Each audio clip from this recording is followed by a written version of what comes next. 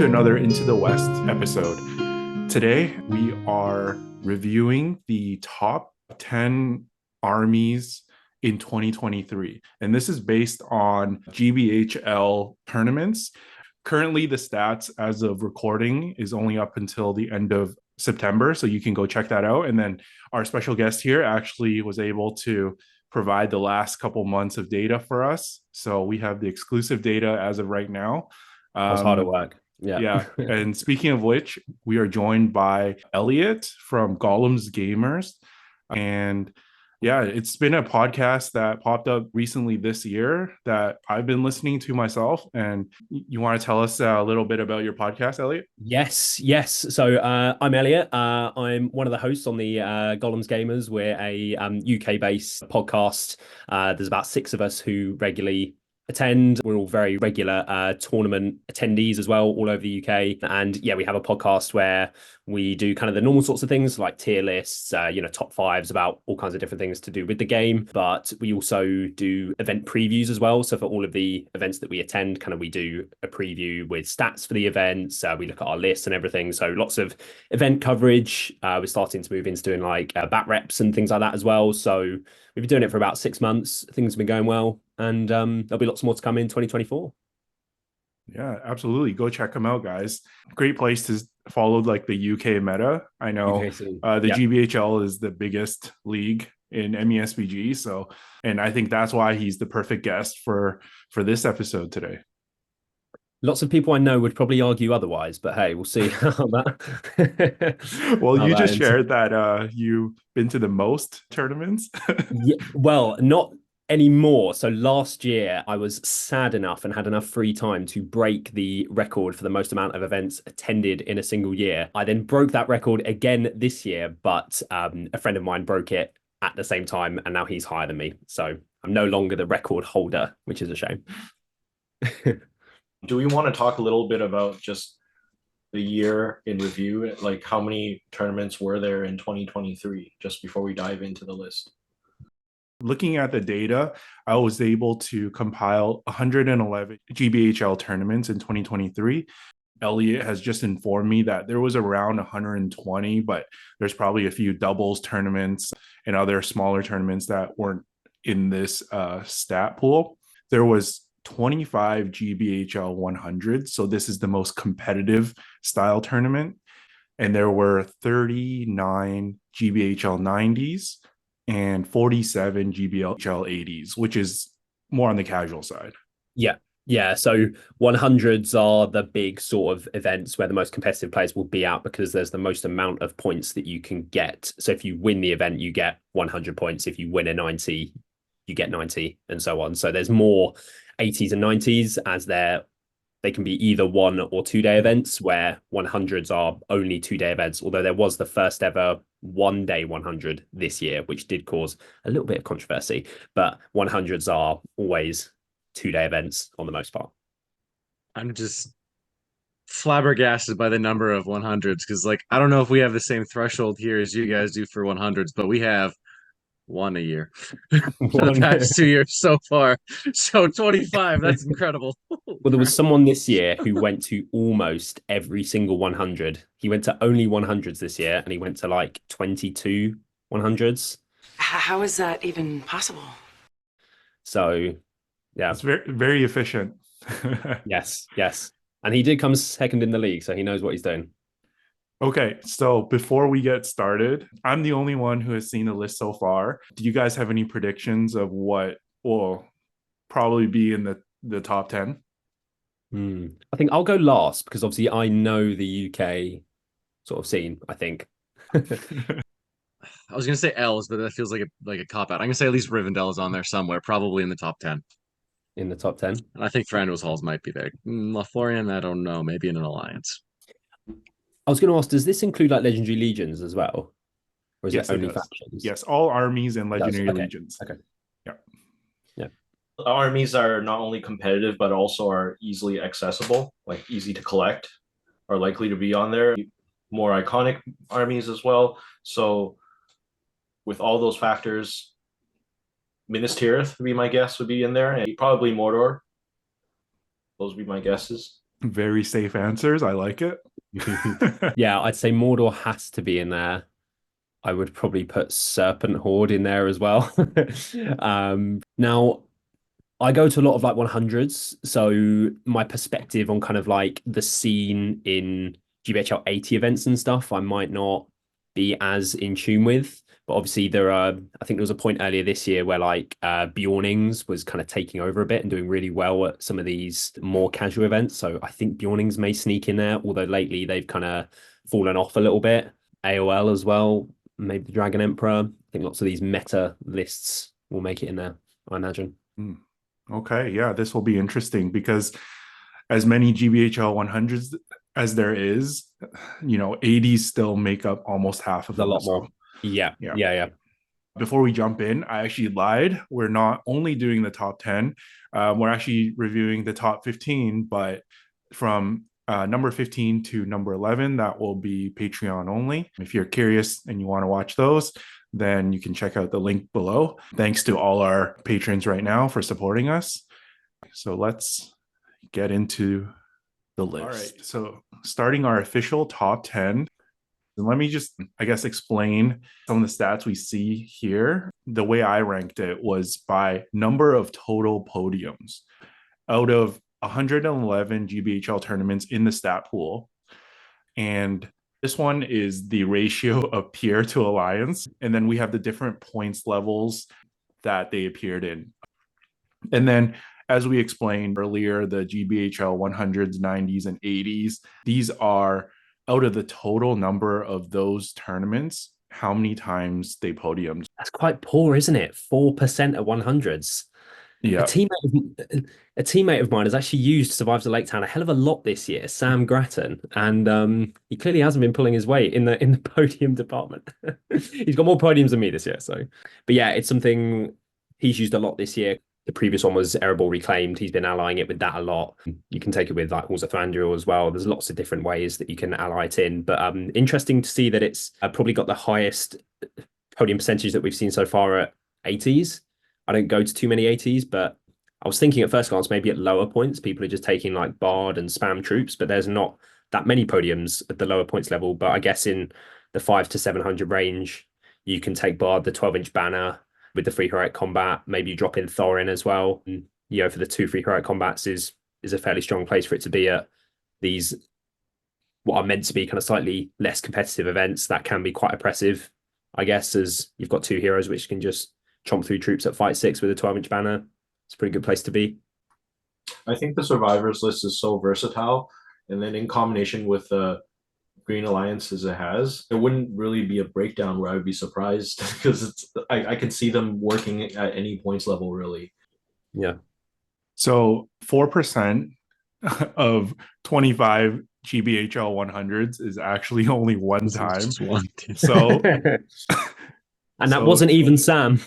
Yeah, for being, I don't know, in my mind, as a super competitive list, especially if you pair it with Halls of Thranduil, I am actually quite surprised because I guess in North America here, we definitely see a lot of that alliance. I personally have had a lot of success with it, and those are like highly competitive tournaments for us. So yeah, I don't know. Maybe it's just an off year for this army.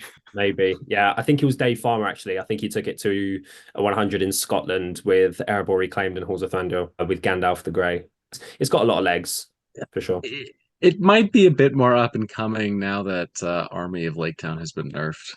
You can't ally it like the monsters into it. I think I wonder if people are going to start allying them into this list instead. Maybe not. We'll see how it goes, but yeah, I was when I started because me and Sam, we live the closest to each other, so the kind of army when I see him kind of doing all these different alliances and things, it's a very fun sort of list to be able to chop and change the way you want to run it depending on the points level. So I think it's something that's going to be quite appealing to a lot of people, like you say. Okay, so let's jump into number 9. Far Harad with 16 total podiums, right down the middle with Peer and Alliance with 8 each. We have the point spread pretty well distributed, leaning towards the lower side a little bit more. Very low in the GBHL 100s competitive events. Decent showings in the 90s and the 80s. I'm gonna take a shot in the dark here and assume that most of those pure wins are at like 500, 600 points. Because I just don't see it stacking up without like alliances once you get up like above 600. Must be. Yeah, like at 500 points, I guess if you run like two kings, that's kind of scary. A lot of shooting. Yeah, and then above that, you just ally in Solidin.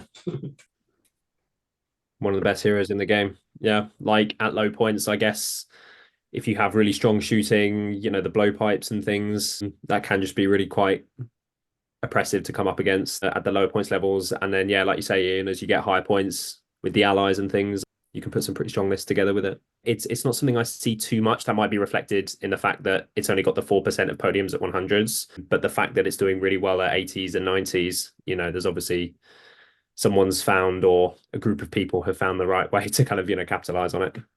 No, that's a good point. I was actually going to ask you that it's not a very easily accessible army currently, like stock wise, and there's not a lot of people like running like full Farharad army. Yeah. So my question is, it made number 9 on this list, so it's fairly successful. Do you find that it's maybe a select few very like strong players playing these lists or this army? Could that be like a factor in this?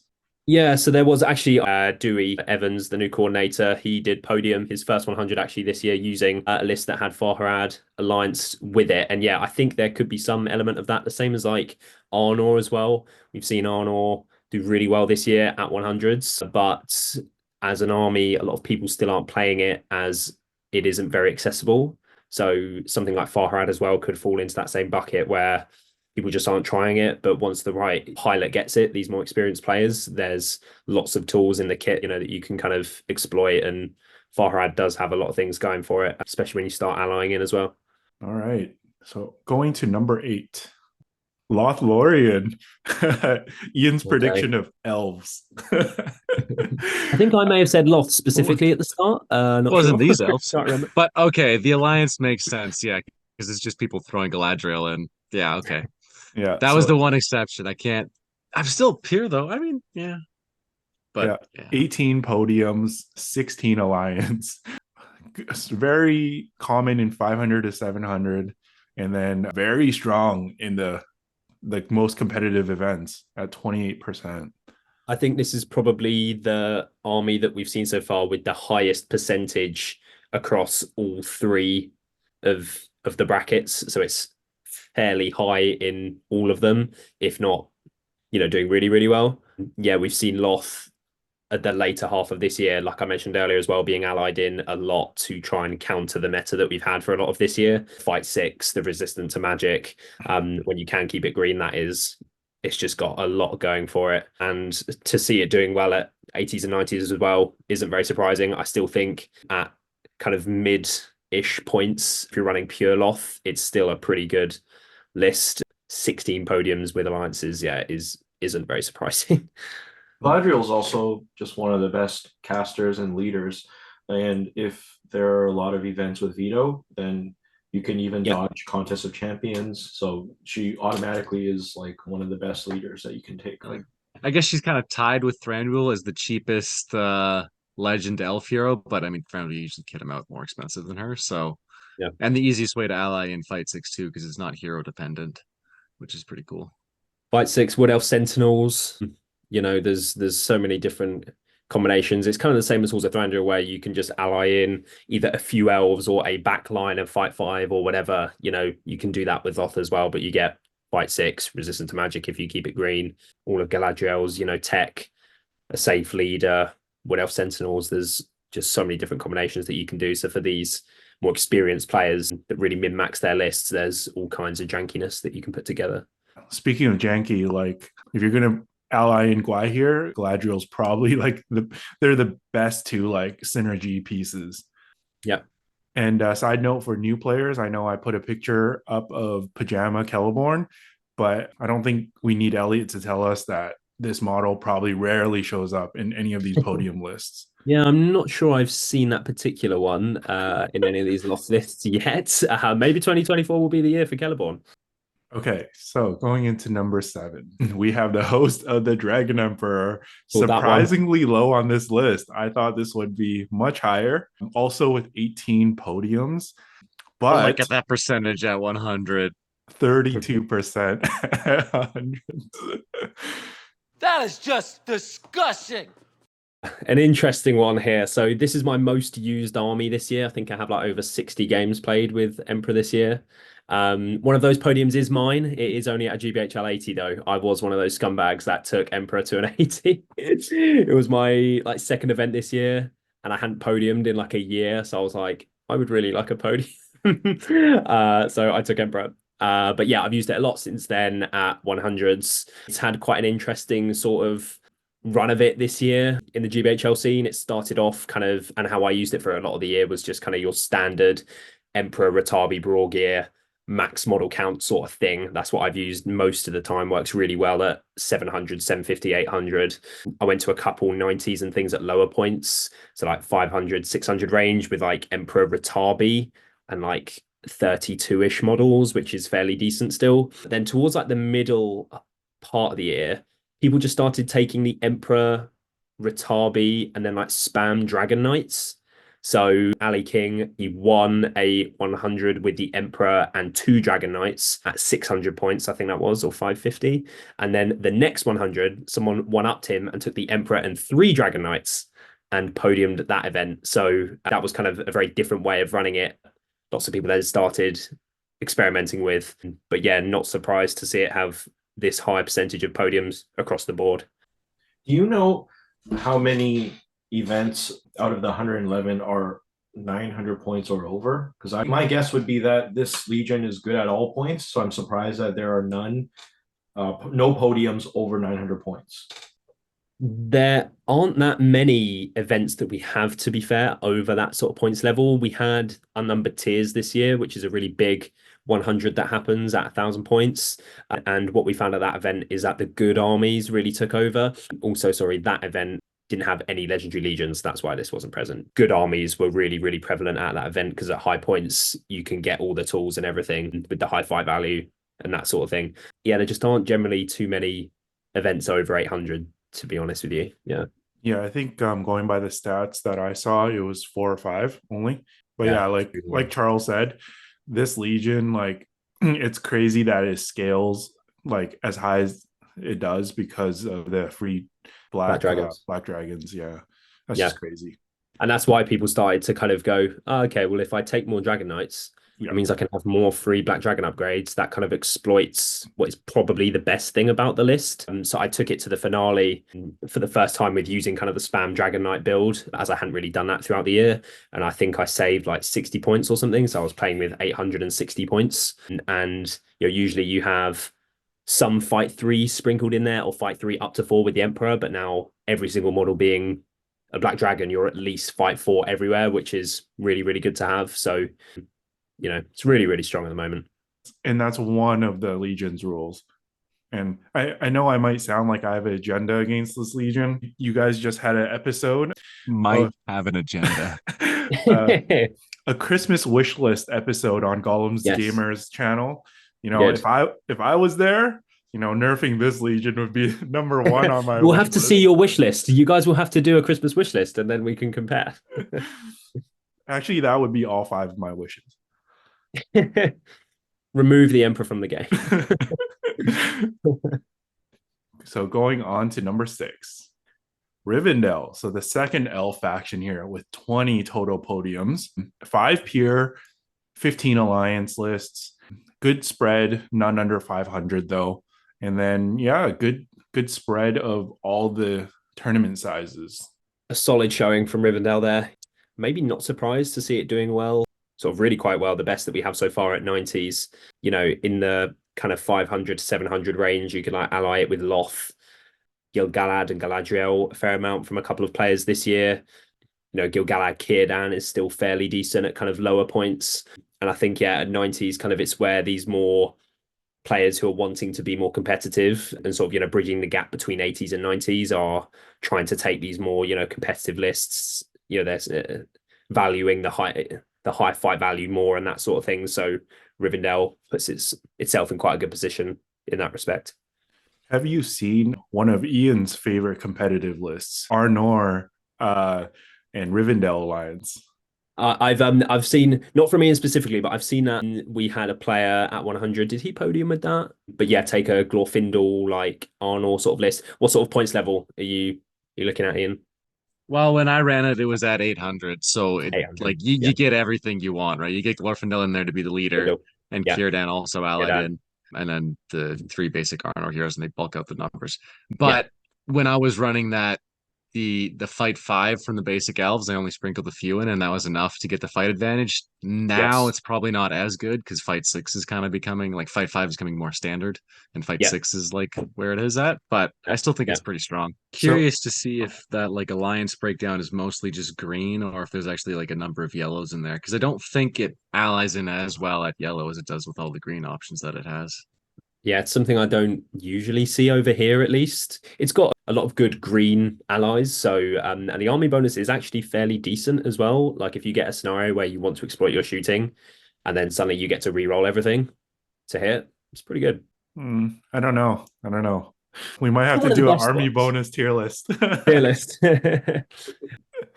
There are some worse ones out there, but if you're trying to exploit your elf shooting and then suddenly you hit with 11 out of 11 shots, you're feeling pretty good. Fair enough. Okay, so we're about to go into our top 5. Still notably missing some of Eliott's picks and Charles's pick here. Ooh, we have Angmar also tied with 20 total podiums, 16 pure, not surprising, 4 alliance, which is surprising. And I'm also surprised here, only 1 GBHL 100 podium. I know in North America, we definitely see this as one of like the top tier armies, especially if you're running it pure. It definitely has its weaknesses, but you always have to prepare for Angmar in like a very competitive tournament. Yeah, it's where I was saying at the start where my view could be slightly skewed because I only really go to 100s lately, and there's only 4% of podiums at 100s. It's something we talked about it very recently on our podcast as well, where Angmar just sort of fallen off. Lots of our meta lists at the moment play very well into Angmar, so that's just kind of made Angmar fall off a bit. Last year, Angmar was really, really strong at a certain point in the year, but yeah, has definitely kind of fallen off at the very high end since then. But it's clearly fallen off there and is doing very well in slightly less competitive events. 90s are still competitive. The kinds of players that go are, looking to win and they take good lists and things. And Angmar is still a very strong list. Maybe there are less people kind of taking Witch King Suladan lists, which has kind of been our meta this year overall, which everything has been trying to counter. Maybe there's less players taking that to 90s, meaning something like Angmar can excel as it is still a really, really strong list. I just want to know what the hell the alliances are. I remember seeing it a couple times this year, but I cannot remember Spider what Queen? It's red though. The only 2 yellows alliances they have is Moria and Smog. So Yeah. so it's Moria. Okay. I think I might remember seeing someone taking it red this year. I don't know where that was. And it might have been ages ago. But yeah, someone's running it with Moria, apparently. An 80 or something. I have done Drew's Egg with Wild War Chieftain before, but that became like my worst like tournament finish ever. So, let's not Was talk that about before that. AOL then, I'm assuming? Pre-AOL, yes. Yeah, there you go. I'm quite surprised at the disparity between podiums at 100 and 90 events. Such a huge difference. Huge. Yeah. But kind of, Angmar doesn't play very well into Harbinger Terror, which has kind of been a big part of our meta this year.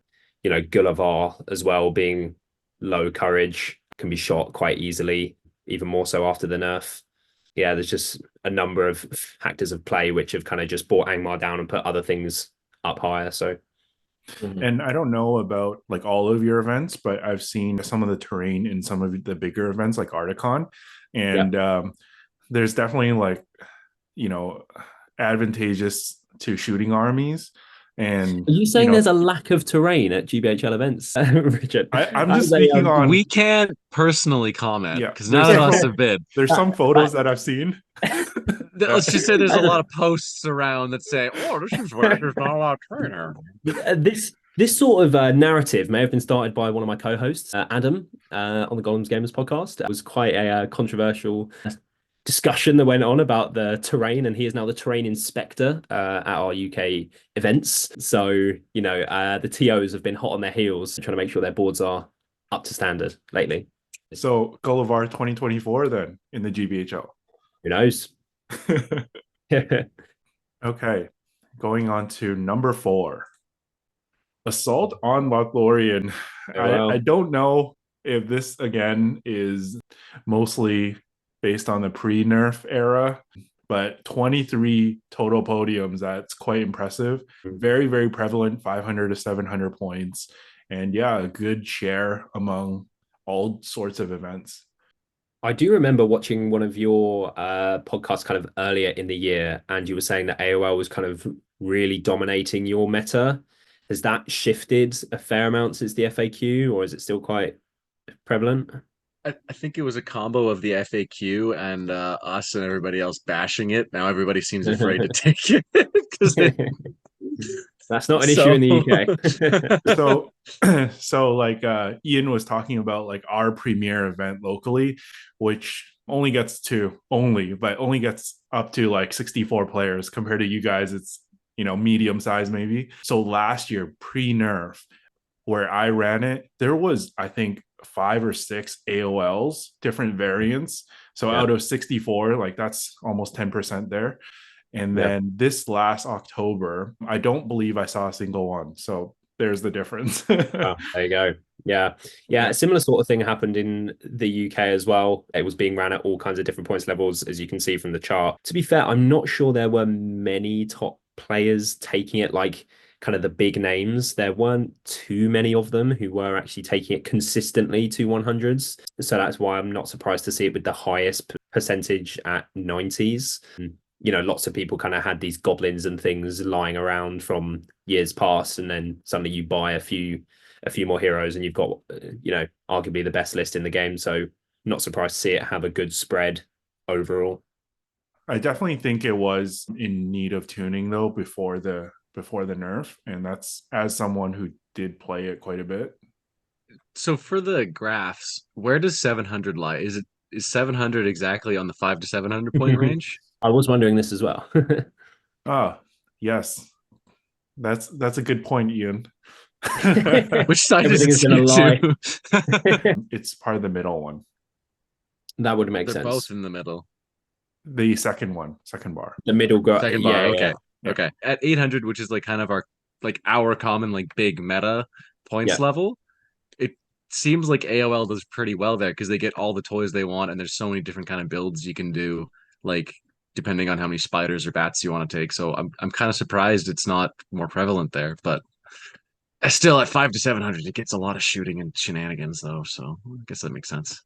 Yeah, like at the low points, I think it's because you can still fit in so many troops. I mean, when I say low, kind of in the 5 to 700 range, you can still fit in a lot of the toys, like a fair amount that other lists at those points levels aren't getting. You still get a lot of troops. You're really kind of, getting the most out of your shooting. At high points, your more elite armies that can maybe deal with AOL, they start to get really high numbers as well. Obviously, AOL can really max out, but if you've got like 45 elves in front of you or something, like it's going to be hard with the nerfs and things as well. So it's still really strong, and we still see some play with it, but less than before the FAQ for sure. Most of the GBHL 80 podium finishes were after the nerf too, because you don't want to be that guy who before the nerf bringing AOL to an 80. Yeah, to an 80. Yeah, but not surprised to see that. So down to the top 3. At number 3, we have the Serpent. I called it, baby. I called it. And I don't know if you guys noticed, but the jump in total 31. podiums, 31. That is a crazy number. 56. A 56% podium percentage at GBHL 100s. That is crazy. Yeah, there's some Wow. crazy stats here. And then also 28 alliance. So I think That is Eliott's comment on the Witch King Soledad is I spot totally on. called it.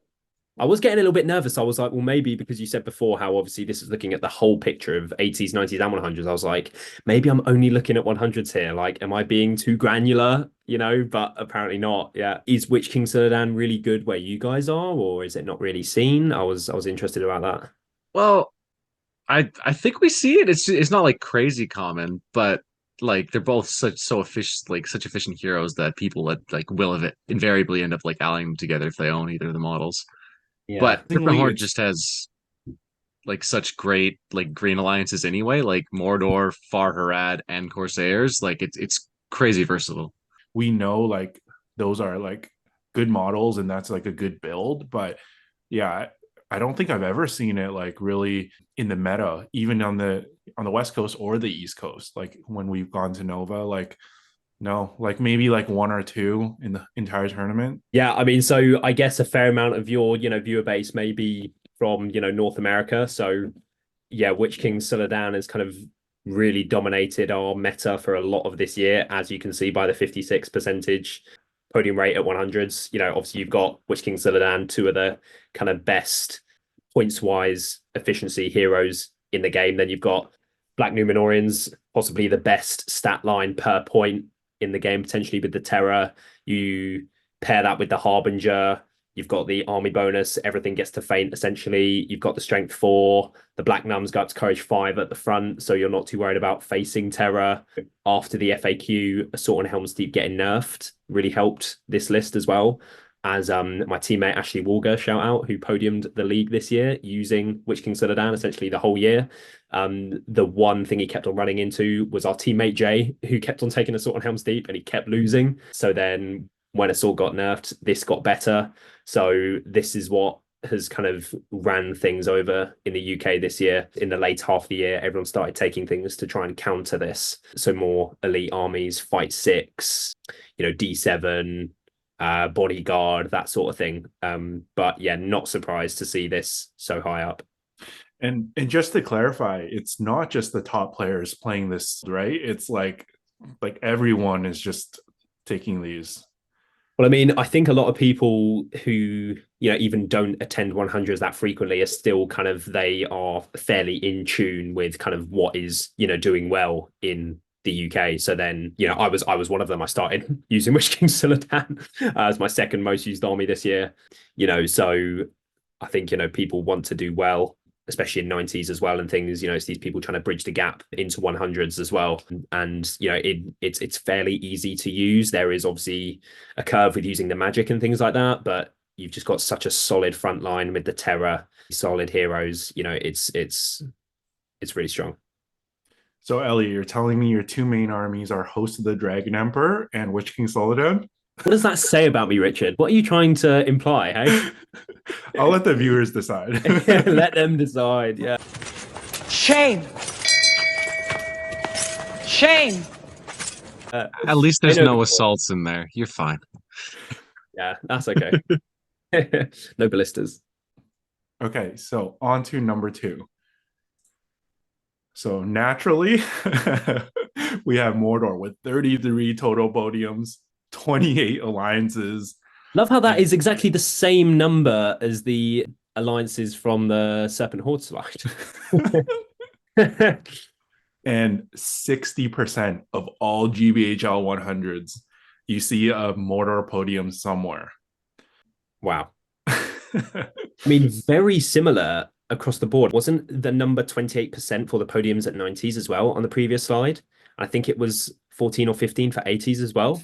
So very, very similar, and slightly higher a percentage at 100s because there's a number of strong players, Jakob, Rowan May recently at the finale as well, that take Mordor with Dark Denizens with the Spider Queen. There are other allies that you can do with it as well. But yeah, I mean, if anyone's been watching our podcast this year at all, any of our event previews, we have a breakdown of the factions and the leaders that attend, and the amount of 100s that we've had where there's been like 10 plus Witch Kings in like 40, 50, 60 player events is crazy. I think the highest amount of Witch Kings we had was 14 in a single event. So this has just been seen everywhere all year, almost every points level really, from like 600 plus. There's a lot of people taking Witch King Suladan, and this shows it. One thing that I'm a little bit surprised at, obviously the Serpent Horde Alliance is very strong, but I think what we've seen here in North America is that Pure Mordor can also do fairly well. And I would say the Alliance and Pure split for us would be close to 50-50. Like there's a lot of very successful Pure Mordors too. I think the line of thinking is, you're going to take a Pure Mordor list. Okay, so why wouldn't you want a 6-inch banner added into your list on Suladan for 100 and whatever points, and whatever hero you're taking in Mordor, say like a gore bag or, whichever kind of mid to low point hero you're taking, if you add up their points with the cost of a banner as well, you're probably around the 80, 90 point mark, maybe even 100, depending on the hero. So for not many more points, you can get Suladan and you get a 6-inch banner. It's just really, really solid. You get good cav as well, which you can ally in with it. Fight 4 with War Spears is really strong as well. Rerolling ones to wound for like 13 points is just really, really strong. So it's a bit of a no-brainer. Maybe you don't want to do it because you're going to an 80-point tournament. That isn't how the players over here are clearly thinking. All right. So number 1. Any predictions, guys? I don't know what's left. So I said Arnor earlier, but I think that was looking too granular at 100s. Minas Tirith hasn't shown up yet. Is Minas Tirith that popular? Like I was thinking maybe Rohan too, but is it that popular? Not pure Rohan. Right. Yeah, Minas Tirith potentially. I did say Bjornings because it did have a run earlier this year, but it couldn't have been anywhere near as many as this. It has to be Minas Tirith, surely. I don't think it's Arnor. The models are not very accessible. Yeah. I thought it may have been around the 4 or 5 mark because it has done really well at 100s this year. But it's only been a select, a couple of players that have been taking it. But my prediction is Minas Tirith. It's got to be, I guess. I just didn't think it was that popular. Here's the reveal. It is Minas Tirith with 36 total podiums, a good split between Pure and Alliance, 14 Alliance and 22 Pure.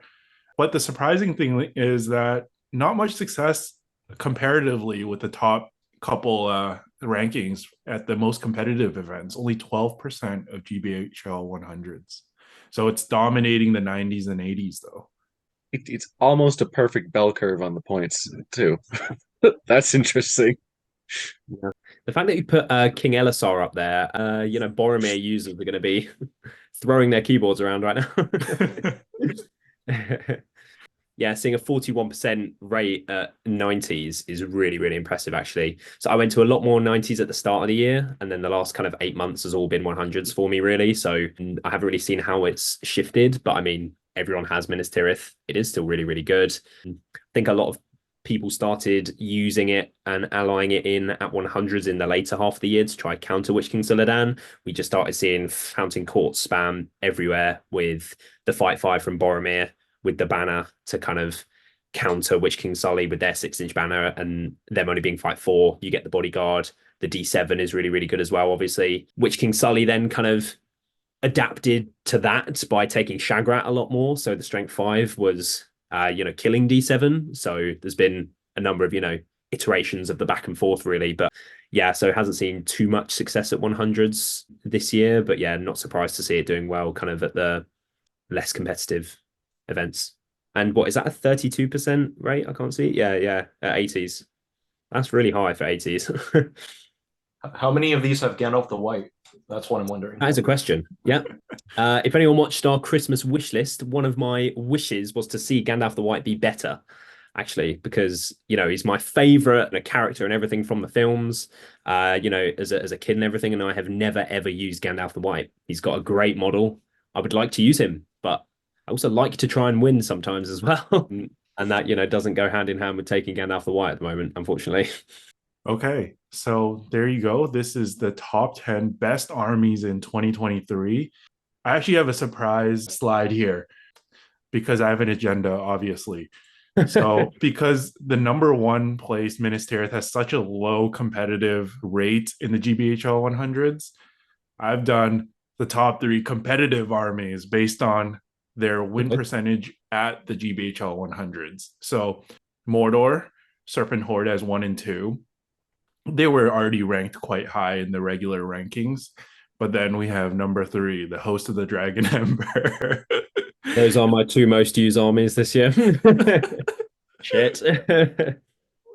I like that you've done this because, yeah, Minas Tirith taking the number 1 spot probably didn't feel like an accurate, representation of what's been, doing really, really well over here this year. But this slide, I would say, sums it up pretty well. Of how Mordor has twice as many as, well, and Serpent Horde has almost twice as many as the 3rd spot. So all this slide says to me is that the things that everybody's complaining about, they're right. maybe so. Are we going to see a Mordor, a Witch King nerf or a Suladan nerf in the FAQ? I have predicted no, but there are some people who feel that certain things may be nerfed, like Suladan's banner only affecting Serpent Horde models is a very common thing being thrown around, as that immediately stops the, allying with Mordor thing.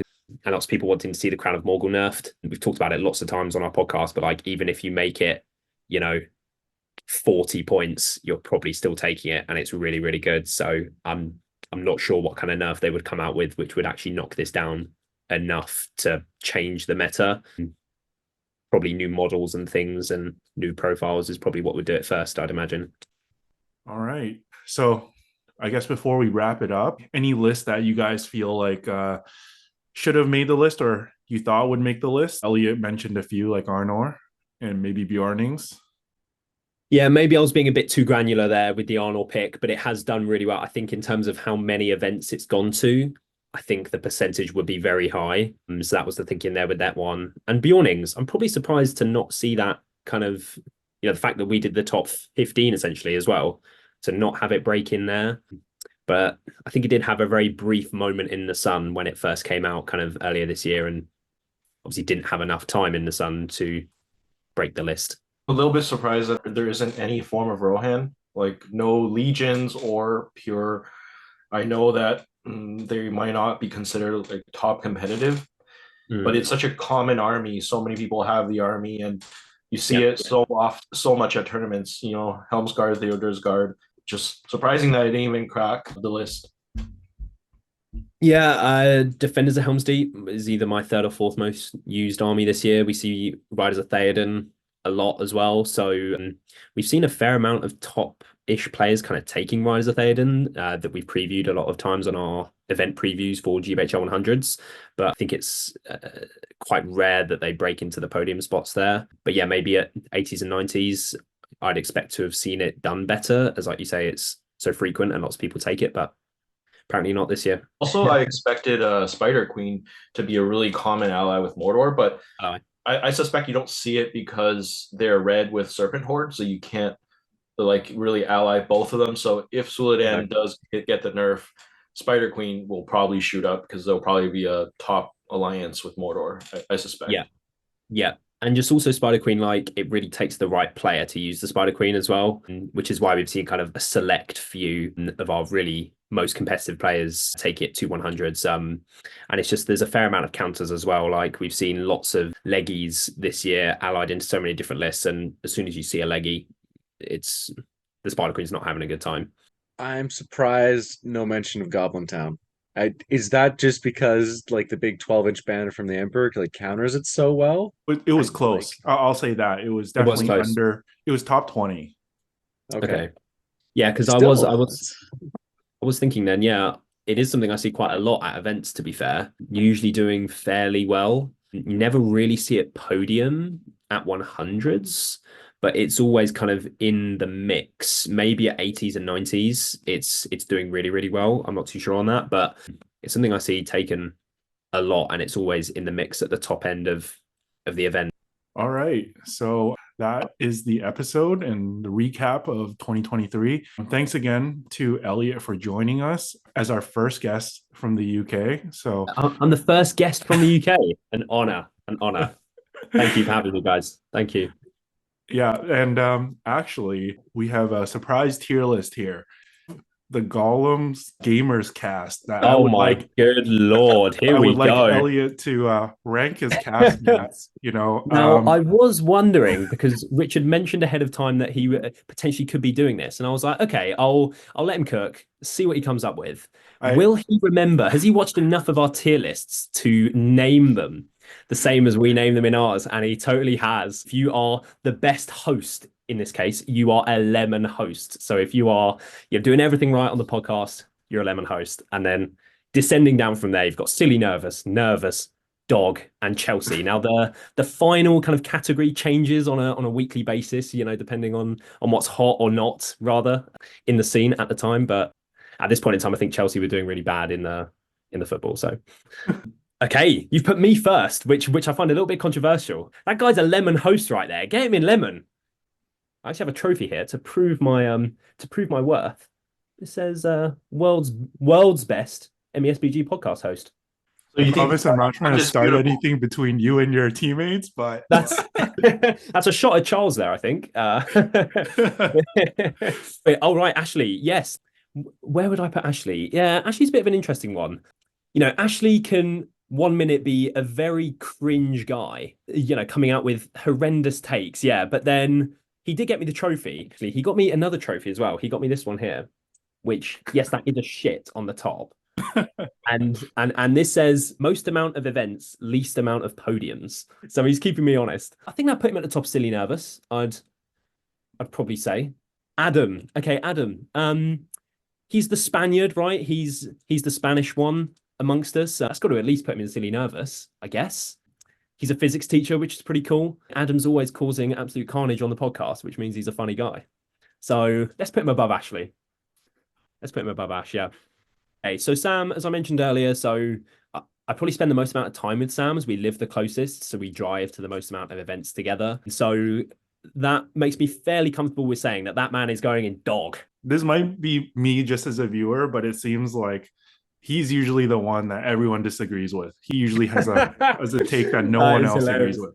James Goebel. I mean, God, that man. Where do I start? I mean, he plays elves. He's a big elf player, like me. He's a pretty sexy guy as well, I'd say as well, James. He pleases the eye.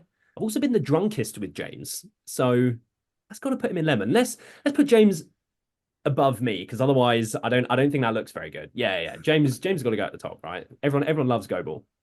And Vince. Okay, so ending it with Vince. This can be summarized quite quickly. So Vince is a very lemon guy. So he's been looking for an excuse all year, for example, to take the team out on a team dinner. And actually, Vince did forget to bring his Secret Santa gift this year for the Gollum's game of Secret Santa. So I was thinking to put him in silly nervous, but I think that would probably tip him down to nervous, I would say, forgetting the Secret Santa gift. And the person that had got his Secret Santa, they did have theirs. So Vince got a gift, but he didn't give one, which would probably put him down in nervous. So I'm quite happy with that ranking. What do you guys think? I mean, you're going to have to answer to your teammates, so we'll leave it as is. I haven't told them that we're doing this, so this will be interesting when it goes up. At least we can say that you didn't put any of your teammates in Chelsea. So in Chelsea, right? And, we're doing well. So that concludes our episode. Until the next episode, see you guys.